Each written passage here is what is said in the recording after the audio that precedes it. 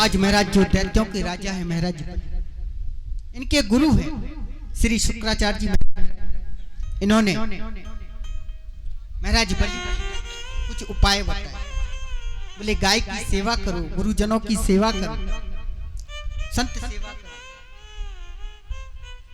और महाराज बलि ने गाय की सेवा की, संतों की सेवा की। सुंदर समय आया और इनके गुरु ने कहा जाओ जाकर के त्रिलोकी पर चढ़ाई कर दो। और जैसे ही चढ़ाई की महाराज, पुनः पूरी त्रिलोकी के राजा बन गए महाराज बलि। और जब महाराज बलि त्रिलोकी के राजा बने, अब तो देवता इधर उधर भटकने लगे। इनकी मैया है जिनका नाम है अदिति। मैया अदिति आई और आकर के महाराज कश्यप ऋषि के पास आकर के प्रार्थना किया, कृपा करके आप कुछ उपाय बताएं। तब जाकर के कश्यप ऋषि ने मैया अदिति को एक व्रत बताया। उस व्रत को क्या कहते हैं? पयो व्रत। बोले आप पयो व्रत का पालन करो, श्री हरि आपके ऊपर कृपा करेंगे। मैया अदिति ने पयो व्रत किया और सुंदर पयो व्रत किया। भादों के महीने में 4 देवताओं का जन्म। राधा रानी का जन्म कब होता है? भादों के महीने में। बलराम जी का जन्म कब होता है? भादों के महीने में। और बामुन भगवान का जन्म कब हुआ? भादों के महीने में। और हमारे जो कन्हैया है उनका भी जन्म कब हुआ? भादों के। तो ये भादों का जो महीना है बड़ा ही श्रेष्ठ महीना है। सुंदर भादों का महीना आया और मैया अदिति के आंगन में बामुन भगवान का प्राकट्य हो गया। बोलिए बामुन भगवान की। छोटे छोटे से इनके पैर हैं, छोटे छोटे से इनके हाथ हैं, टमाटर जैसे गाल हैं, मोती जैसे दांत हैं। हमारे ब्रज में कहें कि जिनके यहाँ जो सुंदर लाला हुए ना, तो हमारी ब्रज की मैयाएं कहती हैं कितना सुंदर लाला है, बिल्कुल बटुआ जैसा मुखारबिंद दिखाई पड़ता है। छोटे छोटे से इनके हाथ हैं। किसी ने आकर के इनके हाथ में कमंडलू दिया, किसी ने आकर के छतरी दी और महाराज चल पड़े महाराज कश्यप ऋषि को प्रणाम करने के लिए। कश्यप ऋषि ने कहा देखो मुझे प्रसन्न करना है तो एक काम करो, महाराज बलि के द्वार पर जाओ और उनसे भिक्षा में पूरी त्रिलोकी को मांग करके लाओ। और महाराज चल पड़े महाराज बलि के द्वार। महाराज बलि यज्ञ कर रहे थे। सामने से जब एक छोटे से ब्राह्मण देवता को आते देखा, महाराज प्रसन्न हो गए, प्रमोदित हो गए। और महाराज जैसे ही आए पास में साष्टांग लेट करके प्रणाम किया। और जैसे ही प्रणाम किया, सुखदेव जी कहते हैं राजन, महाराज बलि आए और आकर के कहने लगे आप कितने सुंदर दिखाई पड़ते हैं, एक काम करो कुछ वरदान मांग लो। भगवान कहते हैं कि हमें कुछ नहीं चाहिए। अरे जो आपकी इच्छा मन पड़े वो मांग लो, आज मेरा मन बड़ा प्रसन्न है। भगवान कहते हैं कहा ना राजन हमें कुछ नहीं चाहिए, कुछ नहीं चाहिए। बोले एक काम करो, आप कहो तो हम आपका विवाह करा दें। बोले नहीं भाई।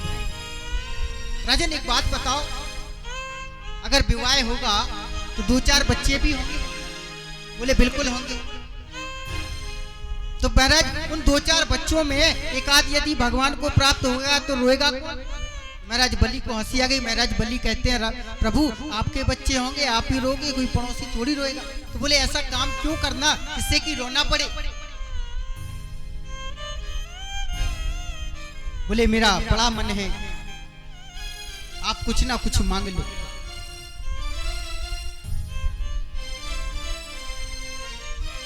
बोले ठीक है। बोले राजन यदि देना चाहते हो तो बस 3 पग भूमि का दान कर दो। बोले वो भी मैं अपने पैरों से नाप करके लूंगा। बोले 3 पग भूमि इतने बड़े त्रिलोकी के राजा के सामने, और वो भी आप अपने छोटे छोटे पैरों से नापोगे?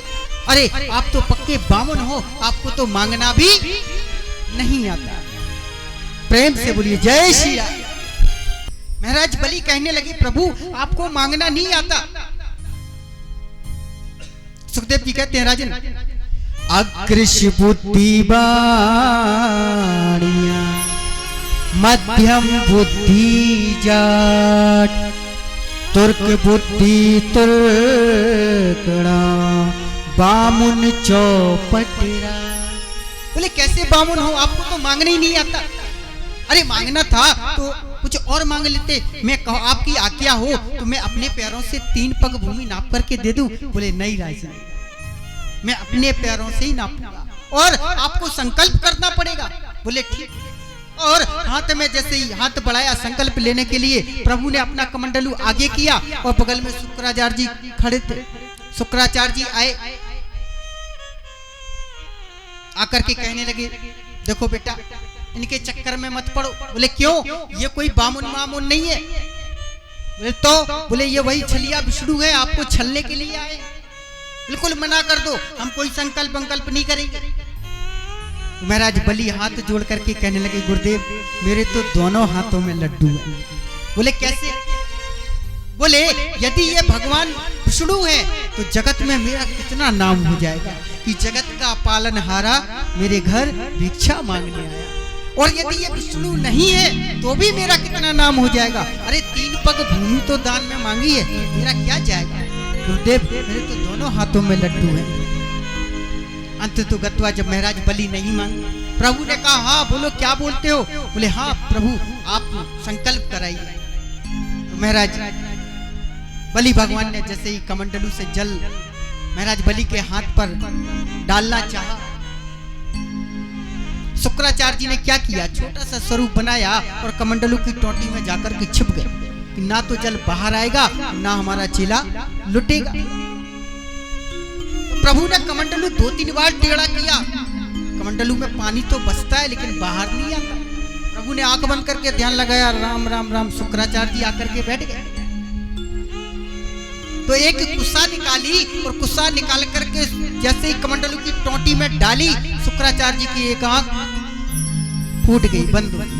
इसीलिए कहते प्यारे कभी भी दान देने वाले के बीच में शुक्राचार्य जैसी दृष्टि नहीं रखना चाहिए और दान कभी किसी से पूछकर नहीं करना चाहिए। और महाराज अंत तो गत्वा संकल्प किया 3 पग भूमि का और 3 पग भूमि। सब्सक्राइब करें ध्रुव कृष्ण जी के YouTube चैनल को और हमारे वीडियोस को सबसे पहले देखने के लिए बेल आइकन को दबाना न भूलें।